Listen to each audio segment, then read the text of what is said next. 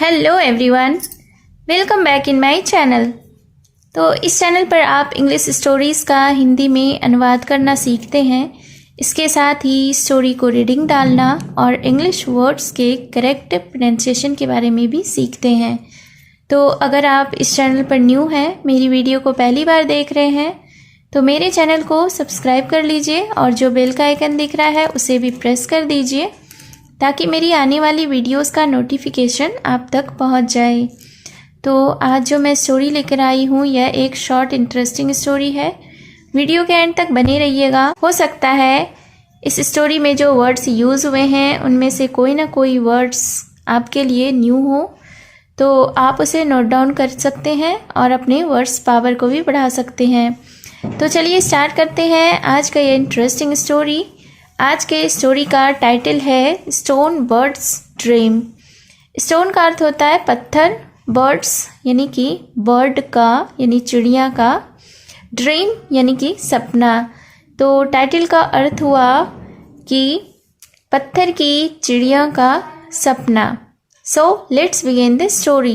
A beautiful magic bird made of stone lived at the entrance of a forest between two mountains.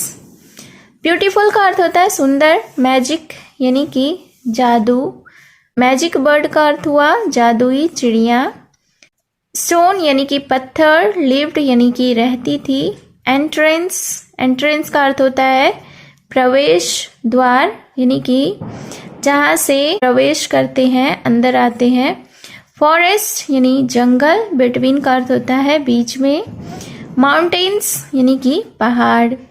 तो इस sentence का अर्थ हुआ a beautiful magic bird, एक सुंदर जादुई चिड़िया, मेड ऑफ स्टोन जो कि पत्थर की बनी हुई थी, लिव्ड एट द एंट्रेंस वह प्रवेश द्वार पर रहती थी, ऑफ अ फॉरेस्ट किसके प्रवेश द्वार पे, जंगल के, फॉरेस्ट यानी कि जंगल, बिटवीन टू माउंटेन्स जो कि दो पहाड़ों के बीच में था। तो इस सेंटेंस को एक बार फिर से देखते हैं कि एक सुंदर जादुई चिड़िया जो पत्थर की बनी हुई थी वह दो पहाड़ों के बीच में जो जंगल था उसके प्रवेश द्वार पर रहती थी। The bird was so heavy that it could not fly and had to walk on the ground. Heavy का अर्थ होता है भारी, fly यानी कि उड़ना, walk का अर्थ होता है चलना, ground यानी कि ज़मीन। तो क्या हुआ कि the bird was so heavy, चिड़िया बहुत भारी थी, that it could not fly जो कि वह उड़ नहीं सकती थी, and had to walk on the ground और जमीन पर चलना पड़ता था। But still she enjoyed looking up at the trees every day, dreaming that one day she will be able to fly.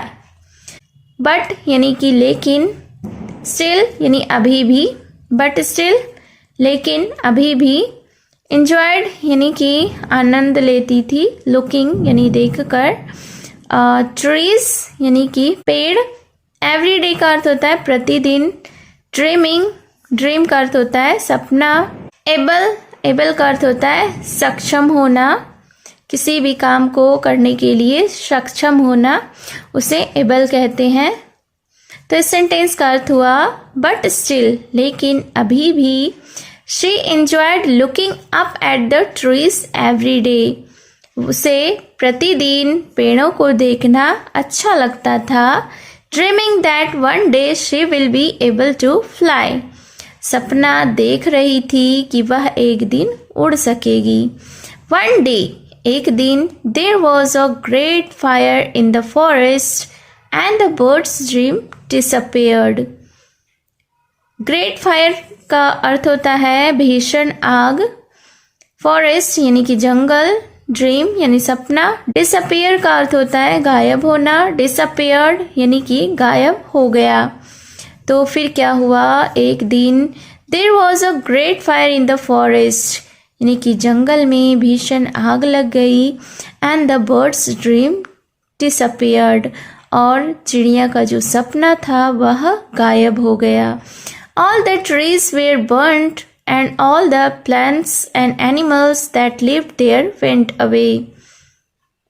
Burned यानी कि जल गया, प्लांट्स का अर्थ होता है पौधे, एनिमल्स यानी कि जानवर, वेंट अवे यानी चले गए। तो फिर क्या हुआ कि all the trees were burned, सभी पेड़ जल गए। एंड ऑल द प्लांट्स, और सभी पौधे भी जल गए। And the animals that lived there went away, और जो जानवर वहाँ रहते थे यानी उस जंगल में रहते थे वे वहाँ से चले गए। The stone birds alone survived, alone यानी कि अकेले, सर्वाइव्ड यानी बच गई। तो फिर क्या हुआ कि जो पत्थर की चिड़िया थी वह वहाँ अकेले ही बच गई। Feeling sad to see the burned forest she started crying. Feeling sad यानी दुखी होना, दुखी हुई।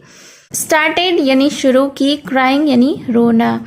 तो feeling sad to see the burned forest यानी कि जले हुए जंगल को देखकर उसे दुख हुआ। एंड शी स्टार्टेड क्राइंग, और वह रोना शुरू की, वह रोने लगी। शी क्राइड फॉर डेज, वह कई दिनों तक रोई।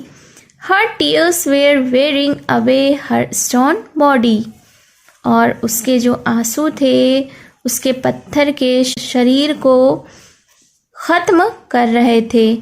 Finally what was left of the bird was just a puddle of water। Finally का अर्थ होता है अंत में, अंततः।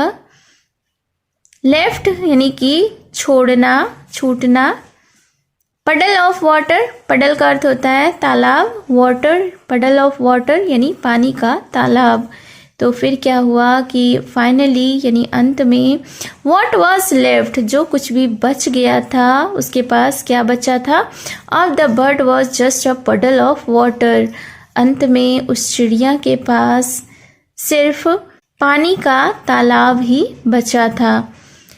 When the sun came out, that puddle of tears turned into a happy little cloud which could fly everywhere। सन का अर्थ होता है सूर्य, सूरज। Came out यानी निकला। पडल ऑफ टीयर्स यानी कि आंसू का तालाब। टर्न्ड, टर्न्ड का अर्थ होता है बदल गया। हैप्पी लिटिल क्लाउड यानी खुशहाल छोटे बादल में। एवरीवेयर यानी कि हर जगह। तो फिर क्या हुआ कि when the sun came out, जब सूर्य निकला, सूरज निकला। दैट पडल ऑफ टीयर्स, वह आंसुओं का तालाब। Turned into a happy little cloud, वह खुशहाल छोटे बादल में बदल गया। विच कुड फ्लाई एवरीवेयर, जो कि हर जगह उड़ सकता था। The little cloud travelled everywhere and enjoyed the beautiful landscape. Travelled का अर्थ होता है घूमना, यात्रा करना। एवरीवेयर यानी हर जगह। एंजॉयड यानी आनंद लिया। ब्यूटीफुल का अर्थ होता है सुंदर।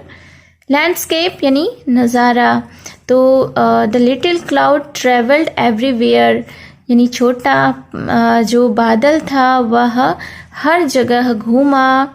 एंड एंजॉयड, और इंजॉय किया यानी आनंद लिया। द ब्यूटीफुल लैंडस्केप, किसका आनंद लिया, सुंदर नज़ारों का। तो यह एक छोटी सी स्टोरी थी जो कि स्टोन बर्ड्स के ड्रीम के बारे में थी।